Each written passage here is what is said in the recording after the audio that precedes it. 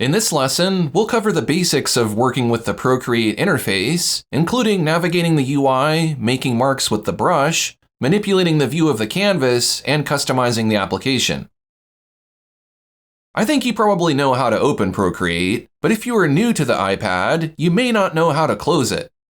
On this iPad Air, I swipe from the bezel at the bottom of the screen to the top of the display and release. On other models, you may need to press the Home button. When you exit an app on the iPad, it doesn't close. It only minimizes to the background and enters a suspended state, which is said to consume minimal battery and computer resources. You can open a minimized app again by tapping on it on the home screen or in the Docker if it's configured to show recent apps. Supposedly, it takes more resources and battery to start a closed app than to resume it from a suspended state, so you need not quit Procreate unless it freezes or malfunctions. Personally, I don't like to leave a lot of unnecessary apps running in the background because there are some that do not fully go to sleep. To quit an app, drag from the bottom bezel to the center of the display and release to open the app switcher. On other models, you may need to press the Home button twice. All of your currently open apps will show as tiles, and you can swipe these tiles upward to quit them. Now let's get familiar with the Procreate interface. You'll mainly be interacting with the controls on the left side and the various menus at the top. You can either use your finger or your pen to interact with the UI. If I select a tool or menu, it becomes highlighted in blue to show it is currently active. You can see this same blue highlight being used within the menus to show when a setting is enabled. The sliders within menus control various properties. You can drag the dots left or right. Dragging while the pen tip is farther away from the slider will make the slider move more slowly. You can get more precision this way. There are also vertical sliders in the sidebar on the left of the UI. These control the brush size and opacity. Dragging up increases size or opacity. Dragging down decreases those properties. These settings are applied per brush, so if I select a different brush, it will have retained its own size and opacity. I will also mention that the minimum and maximum brush size and opacity vary from brush to brush. We'll learn more about these controls in a later lesson. Let's make some test marks on the canvas to get a feel for how the pen works. I'll select the brush tool at the top of the UI. This tool needs to be selected anytime you want to paint or draw on the canvas. I'll choose the inking category and the syrup brush. To close the menu, tap on the canvas. I'll need to be painting with a color I can see against the color of the canvas. I'll tap on the circle icon in the top right of the UI and set it to disk mode at the bottom. Then I'll drag inside the center circle until black is selected along the outer edge. If you test it on the canvas, you can see this is a hard edge brush that is fully opaque. It has brush size linked to the pressure of the pen. You can vary the line width by pressing harder or lighter. If you hover the Apple Pencil tip near the canvas without touching it, you can see your brush cursor. This shows the size and shape of the brush, which can be useful for drawing precisely. If you aren't seeing the cursor, make sure it's enabled in the Procreate preferences. If you're able to draw on the canvas, then we can move forward. If not, you may need to troubleshoot a bit. Here are some things you can try. Make sure white is not the selected color if you're using a white canvas. Increase the brush size to a mid setting and use firm pressure to draw. Ensure the brush tool is selected. Note that only certain models of the Apple Pencil support pressure sensitivity and hover. In particular, most third-party pens do not offer pressure support. Now that you're able to make marks on your canvas, let's explore some ways to remove them. The undo and redo functions allow you to reverse or repeat actions, providing flexibility and control as you create. Procreate offers several ways to access the undo and redo functions. First, they are conveniently located at the bottom of the sidebar. You can also use gestures to undo and redo. A 2-finger tap on the canvas performs an undo, while a 3-finger tap performs a redo.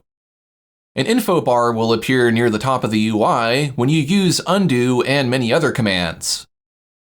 While you're working, keep an eye on this area because it may provide you with important information and even options. You can also tap with 2 or 3 fingers and hold for a moment to activate the Rapid Undo feature.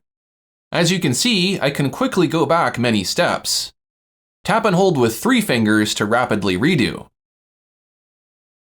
By setting the Rapid Undo Delay preference, you can customize how soon the gesture triggers the undos. The preferences can be accessed by tapping on the wrench icon at the top left of the UI. This opens the Actions panel, which contains the menus for Procreate. Next, select the Preference tab. A middle setting works well enough, but you can feel free to adjust it. Another way to undo and redo is with a keyboard or shortcut controller. Command-Z can undo, and Command-Shift-Z can redo. Be aware that once you close the artwork and return to the gallery view, your undo history will be erased. When you reopen the artwork and try to undo, nothing will happen. A faster way to clear the canvas is to use the Clear Layer command. You can invoke this in several ways. First, you can use 3 fingers to scrub back and forth on the canvas. This will instantly clear any marks you made on the active layer. Since you're only working on a single layer right now, the canvas is clear. But if you had added anything to additional layers, you'd need to clear those too. We'll learn more about layers in a later lesson. In the Layers panel, you can tap on the layer and choose Clear. If there is only one layer, you can also swipe left on the layer to clear it. Swiping additional layers will show Delete instead, which is different from clearing the layer contents. There is another way to pop up a button to clear the layer, but I'll show you how to program that shortly. Now let's explore the various ways to navigate the view of your canvas. You can move it around the Procreate UI just like a piece of paper on your desk. To zoom out of the canvas, pinch 2 fingers together. To zoom in, spread them apart. To pan or move the canvas around, drag 2 fingers across the screen. To rotate the canvas, use 2 fingers and twist. To reset the rotation and fit the entire artwork within the visible area, pinch the canvas with 2 fingers and release quickly. To control whether Procreate remembers the canvas orientation when you reset the view, enable or disable the canvas orientation memory setting in Procreate's advanced settings. I prefer to keep this disabled. To control how the canvas fits within the Procreate interface, adjust the Fit Canvas Inside interface setting. When this is enabled, the sliders in UI will not overlap the canvas when you fit the canvas to the screen using the pinch gesture. You can customize these touch gestures within the Procreate preferences. Under Gesture Controls, I can set all kinds of gestures to control various tools and functions. For example, if you want a single finger to smudge, you can do that. You can even choose to disable rotation when you use 2 fingers to zoom. I like being able to rotate, so I keep this enabled. I'll come back to these gestures because we will configure some of these as we progress through this course. There are also some gestures you can enable or disable in the multitasking and gesture settings for iOS. I have disabled all of these so they don't trigger accidentally. If you use a shortcut controller like the Toolbar, you can program buttons and dials to trigger navigation commands in Procreate. This can be more ergonomic and precise than using touch gestures. I have a reference video you can watch if you want to see how I set up the Toolbar for Procreate. There is also a single touch gestures feature in Procreate's advanced settings. This shows a floating palette with navigation buttons that only need to be pressed once to activate. There are several other accessibility options here that may make it easier to use Procreate. Try them out if you're interested. Since the iPad display is rather small and some of it is taken up by the Procreate UI, you may want to maximize your canvas space by hiding the interface elements. To do this, activate full screen mode by tapping the screen with 4 fingers. As you can see, the UI becomes hidden and there is more room for your artwork. You can customize this gesture in the Procreate preferences. In the middle of the sidebar, there is a square icon known as the Modify button. This can be programmed in the gesture preferences to invoke various functions. By default, holding it down allows you to sample colors from the canvas, but I've set mine to convert the last drawn line into a quick shape. We'll learn more about quick shape in a later lesson. If you aren't sure how to set this button, feel free to come back to it once you are more familiar with what Procreate can do. The same goes for the quick menu. This is a customizable menu you can pop up on screen any number of ways. I have some recommendations for how to use it, but what you choose is really going to depend on your own personal workflow.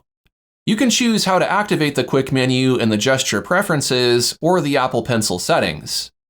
I have squeeze set to open it since that's the most convenient for me.